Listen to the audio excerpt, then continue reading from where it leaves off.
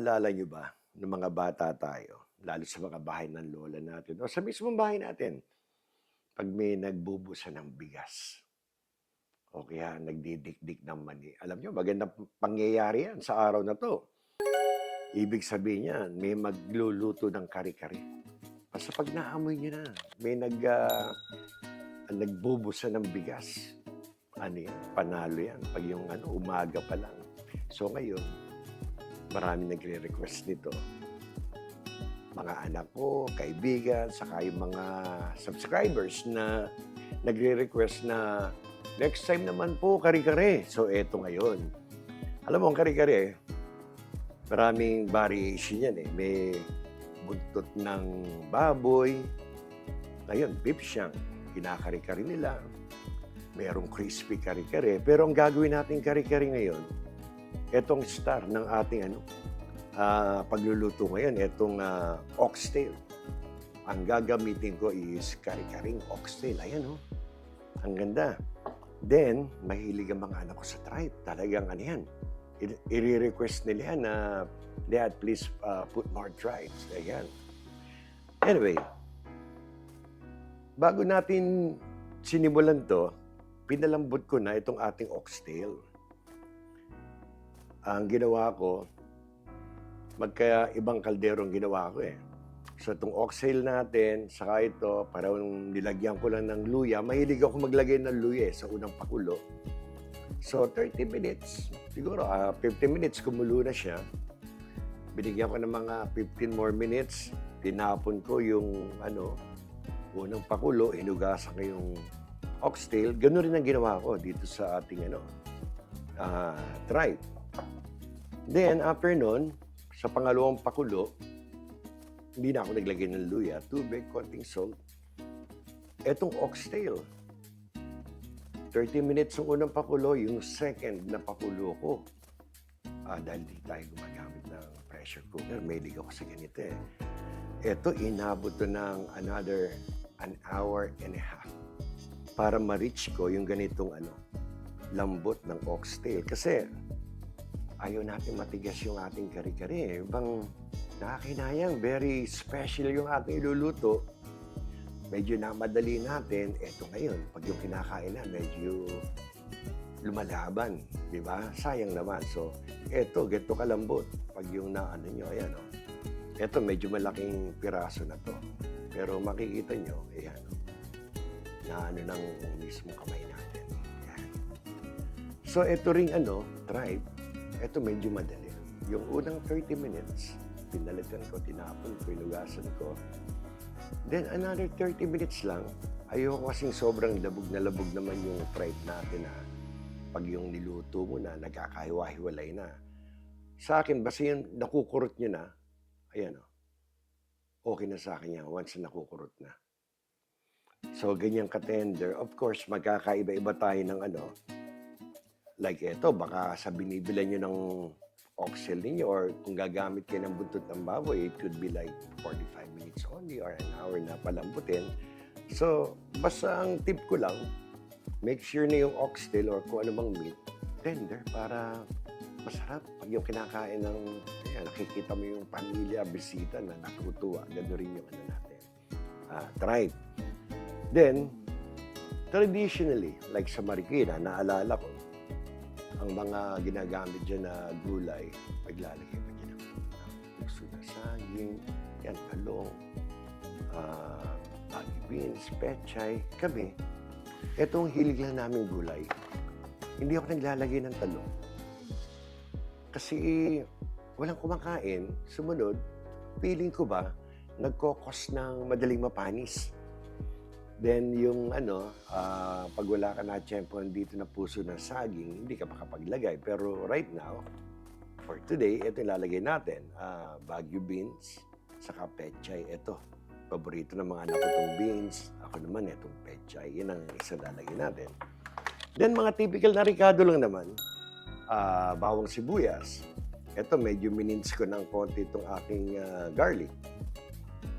Tapos itong aking dinais ko lang naman yung aking onion, mga traditional na paghiwa. Of course, hindi mawawala syempre, ang gagamitin natin dito, hindi yung parang sinaunang nagbusa tayo ng bigas. Eto nga lang, sa akin pasado na to, at least hindi man katulad nung sinaunang sistema ng pagluluto, pero at least ito, pwede natin ma-recreate yung kung ano yung kare-kare nung araw. Though, iba pa rin syempre yung traditional na ginagawa ng mga lolo't lola natin. Yan. Dalawa ang gagamitin ko. Gusto ko ang kare-kare ko mapula, hindi maputla na parang kulay peanut butter. Kaya gumagamit ako ng mamasitas. Dalawang kare-kare mix. Siyempre, eto na. Dito rin nagkakatalo. Sasabi ng mga bisita niya, sarap naman nung kare-kare. Talagang lasang-lasang peanut butter. Eto ginamit ko. Type ko to sa wing ko. Actually, wing ko ang ano niyan, ang may gawa. Okay to, itong peanut butter na to. So, actually, wala pa ng salt, pepper. Naglalagay ako ng laurel. Kayo, you don't need to do that. Pero kung gusto ninyong ako, para sa akin, nakakawala pa rin ng gaminess. Medyo kung ano man yung anggo ng ayan, naglalagay din ako niyan. You don't need to do that. Hindi nyo kailangan pag hindi nyo type na, bakit may laurel? Ako, nakagawian ko na. Then, since tinapon natin yung ating pakulo, ini-enhance ko na lang ng beef seasoning na powder para mas malinamnam. So, yun ang ating mga gagamitin, mga typical na ricado lang. Alam nyo, mahirap lang naman dito talaga ngayon. Madali lang magkari-kari, gigisa mo lang naman yan eh. Ang mahirap talaga yan, yung pakuluan.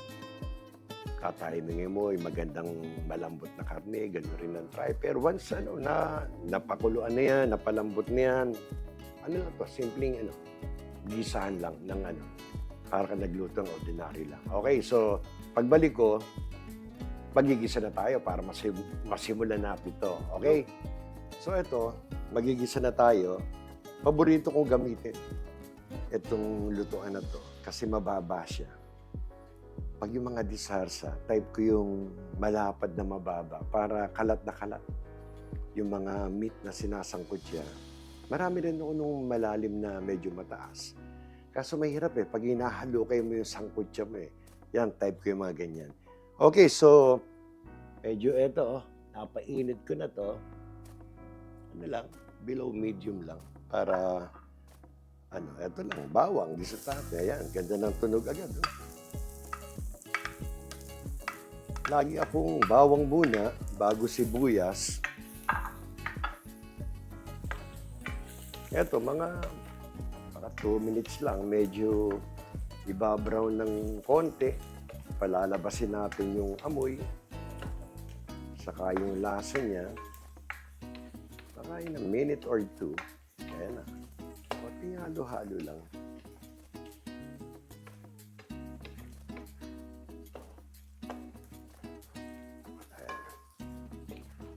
Mamaya, pag habang naggigisa at nagsasapot siya, diyan ko na rin ilalagay yung aking atsuete. Gusto ko nagigisa yung atsuete ko Okay, ayan, medyo nag-brown na agad, ganda.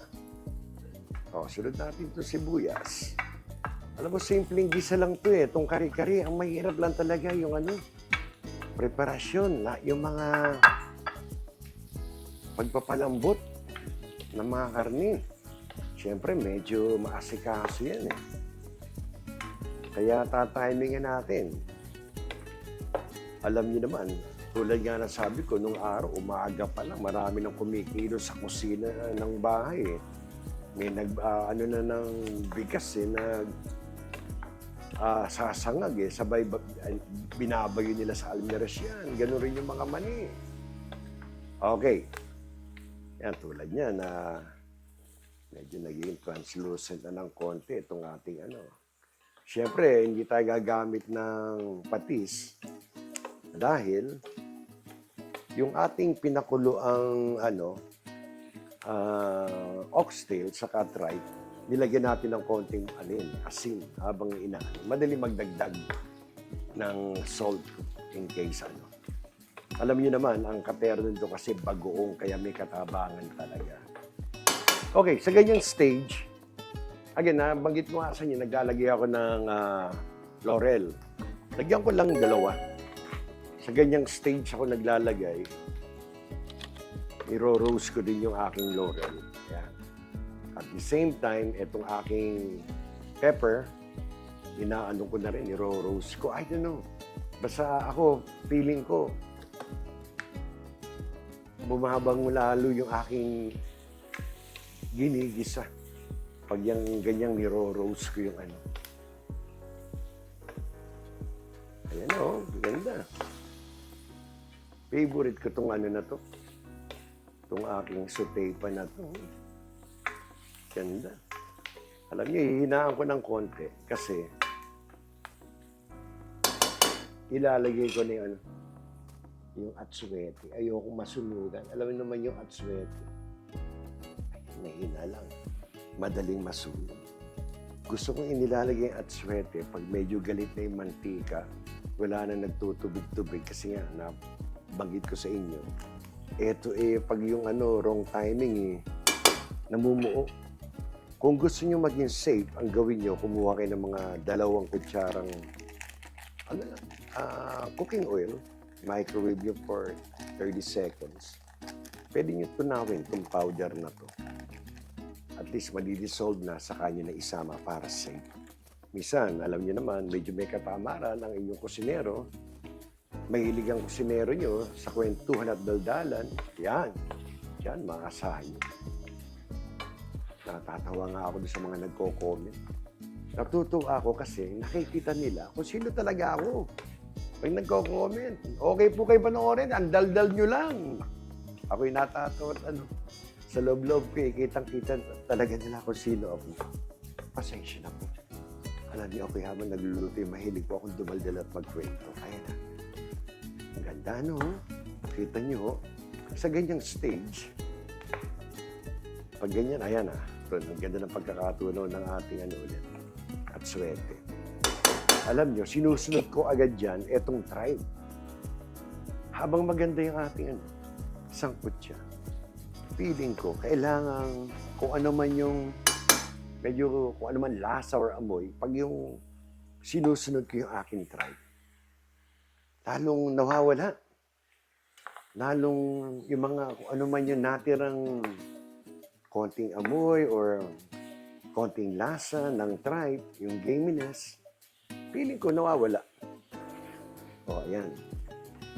Magmamantika to because of the tribe. Same time, hinaan ko yung apoy kasi may atsuete. Ayan, ganda ng tribe natin. Pagmamantikain lang natin yan bago natin lagyan ng tubig para maisunod natin ilagay yung ating oxtail. Then, pakukulaan na, isisimmer natin ng few minutes. Lalakasan ko ng konti. Ayan. Pero wala pa rin sa medium. Tinakasan ko lang. Binitnaan ko lang ang low saka medium. Alam niyo kasi atsuete, madaling masunog yan. So para yan ang gitna ng ating wala naman tayong sunog. Ayan na. Hintayin niyo lang magmantika ang inyong tribe. Lalong babong umaamoy ninyo. Okay, so far, ang nailagay lang natin, pepper. Wala tayong nilagay syempre patis. May isa akong ilalagay pa dito. After ng atsuete. I-enhance natin. Lalagyan natin sa paggisa kaya sandali. Bibilisan ko. Baka masunugan tayo. Ito, lagyan natin ng beef powder. Habang ginigisa natin. Siguro mga 2 teaspoon lang. Kasi baka naman umalat. Ayan. Mga 2 teaspoon lang. Kasi gusto kong isama sa gisa. Ayan, medyo kailangan halo agad. Mamaya naman, pag nilagyan natin ito ng tubig, medyo aanin natin ilalim para yung mga flavor niya.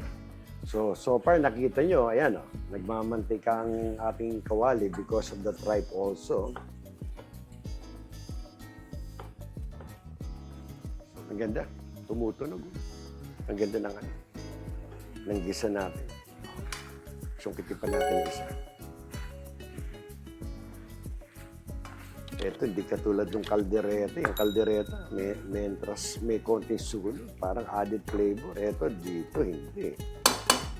Mahalata. Okay. Ito muna, lagyan natin. Unahan natin isa. Ayan.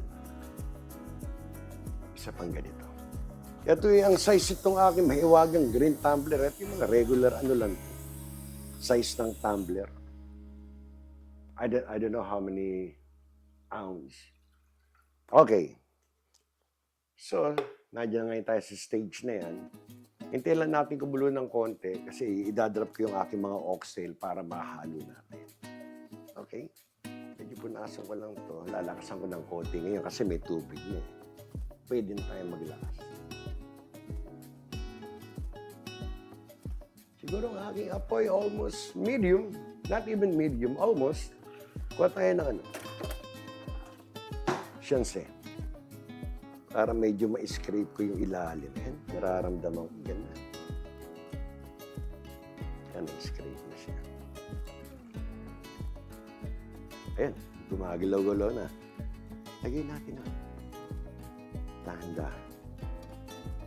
Para malaman natin. By the way, ang aking oxtail ay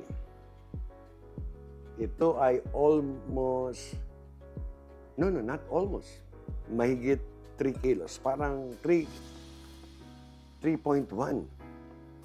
ng inano ko, kinuwenta ko, pinagsama-sama ko para yung kilos kasi gamit natin sa Pinas. Yung aking tripe na ginamit, that is, mahilig sa tripe ang mga anak eh. That is 1.1 kilos. My God! Eh, yan ang request nila.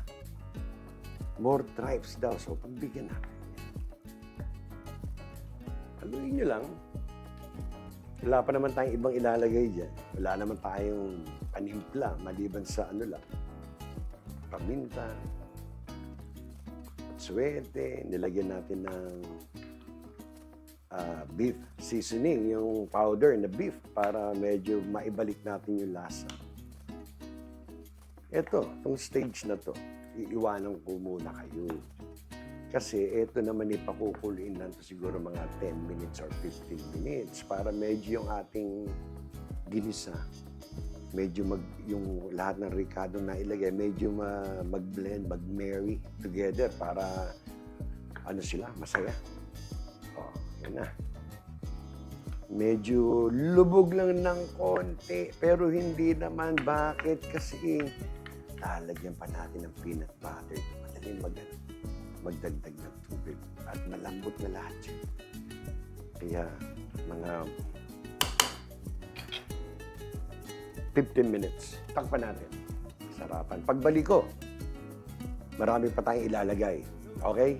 So, I think mga 15 minutes na ang ano. Ganda, walang ganong lumalabas sa usok, maliban dito lang. Yan ang trademark niya, tumutunog-tunog siya. Yan.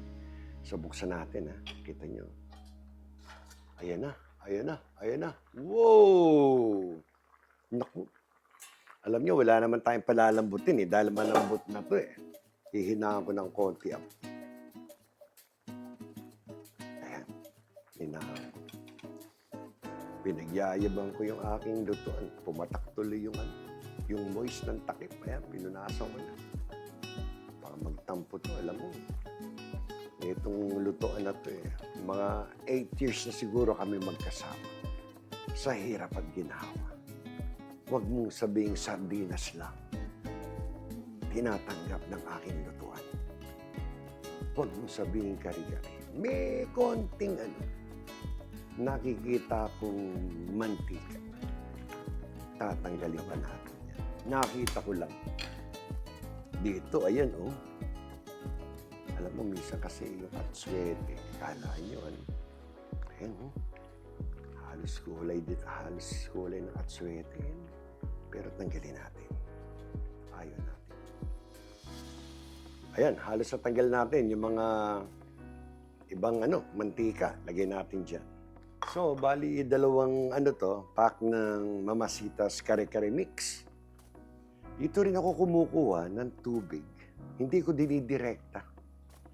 Ayan, medyo baka mamuo eh. Baka matsambahan ako eh. Ito, medyo lalapot ng konti, medyo pupula. Lagay nyo sa gitna, medyo tunaw-tunawin yung ganyan. Ayan. May nakita na akong buto ng oxtail. Ayan, oh. Mukhang kumawala na yung laman. Ibig sabihin, talagang malambot ang ating ano. O, dissolve nyo pa ng konti. O. So, ayan na. Na-dissolve natin yung dalawang ano, Mamasitas. Na ilagay natin. Kakalat natin ganyan. Ayan. May konting buo-buo, pero mawawala mamaya. Ayan. Sa tingin ko, ayan, pag yun talagang alam nating dissolve na yung ating ano, Mamasitas. Diyan natin bibirahin ng peanut butter. Yan. Ganun kasimple ang pagluluto ng kare-kare. Espesyal, matrabaho pag nagpapalambot, pero yung actual na lutuan, simpleng gisahan. Tapos, lalagyan natin ng peanut butter lang yan. Titikman natin kung arilado na yung lasa. Dagdagan natin ng konting tubig. Kalahati ng ating tumbler. Ayan, kasarapan yan. Para maibalik natin yung init. Takpan ko. Wala. 2-3 minutes, tansyahin natin. Mga 3 minutes na, buksan natin. Ayan, ganda. Lagyan natin ito. Ito na, ganito kabilis lang ito, ha. Lalagyan na natin ng ano, ng peanut butter. Ito ay, I think, basta ano to, wala siyang tamis. Ayan. Patakan natin. Ayan. Sa malaking dalop ng, ng serving spoon. Uy, munti. Ayan. Ganyan muna, baka makasobra. Alam mo, masarap talaga naman sa kare-kare ang peanut butter. Pero huwag sobra na puro peanut butter na lang ang malalasan. Maganda yun. Aalalahin niya lang. Okay, lagyan natin ito dito. Ito again, magtutunaw ulit tayo. Medyo hinaan natin. Patapos natin. Ilalagay na natin ang gulay natin. After na ilagay ang gulay, bogchi na ito. Nung pinaano ko nga ng 15 minutes, sabi ko kay Beron, alam mo, ginugutom na ako doon sa niluluto ko. Alam nyo, kasi kami, kahit kami nag-vlog, pinapakita namin sa inyo, yan rin actual namin kinakain. Kaya inaagahan ko pagluluto dahil yung mga bata aangal. Oh, ayan. Anong oras na ba? Aba, okay lang. Kayo, nasa inyo yan, ha? Dagdagan nyo ng peanut butter, mas gusto nyo malapot. Ayan, naku, kasarapan lang sa akin yun. Yung ganyan lapot, naku. Naku, ayan. Kasarapan sa akin. Kayo na bahalang mag-adjust kung anong gusto nyo lapot. Basta sa akin yan. Hindi talaga maalat kasi nga, alamang, ang katerne niya, meron kami pakikita ko sa inyo. Special na alamang yun. Ako rin ang gumagawa.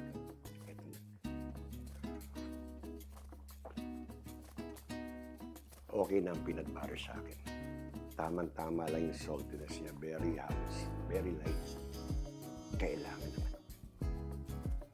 Kailangan natin ng bagong alamang.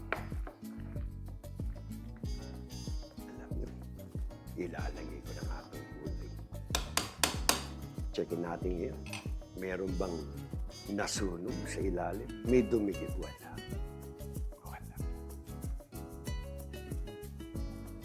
Salamat aking katulong. Alam mo, kinakausap ko ni Miss. Kundi lang magagalit si Veronica, gusto ko itabi sa pagtulog. Baka pag siya managpapawin. Kalahati lang ilalagay ko. Lang yung matitira dito. Tanghalian namin yan. Bukas.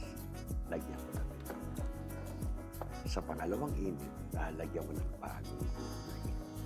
Feeling mo, bagong luto na naman. Yan, medyo kalahati lang. Ayan na.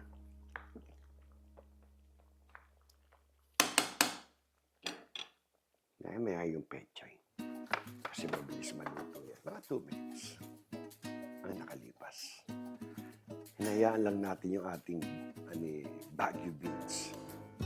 Pechay na tayo. Wala ating pechay lang. Kailangan pa natin bukas yan. Favorite ko to. Man. Kalat natin. Mukhang huling taki pala. Pag binuksan ko ito, bogchi na tayo nito. Ayan. Teka, pili tayo na maganda. Ayan. Ito. Let's say, another minute or 2. Okay. A minute, 2 minutes. Ito na. Banayad lang ang ating Ayaw nyo naman. Again, ayaw nyo ng sobrang labog yung gulay. Ayan yung mga Baguio beans na yan. Done na yan. Huling halo na. Nalulungkot man ako. Pero tayo pansamantalang maghiwa-hiwalay. Ito na.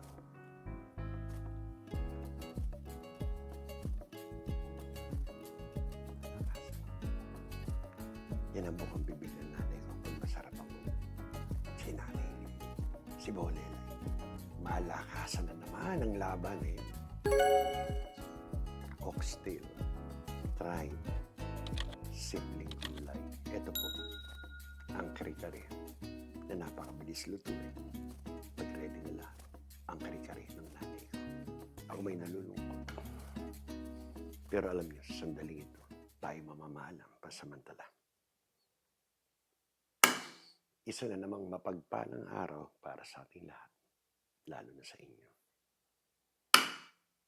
Salamat sa Diyos at tayo may masarap na ulam. Hanggang sa muli.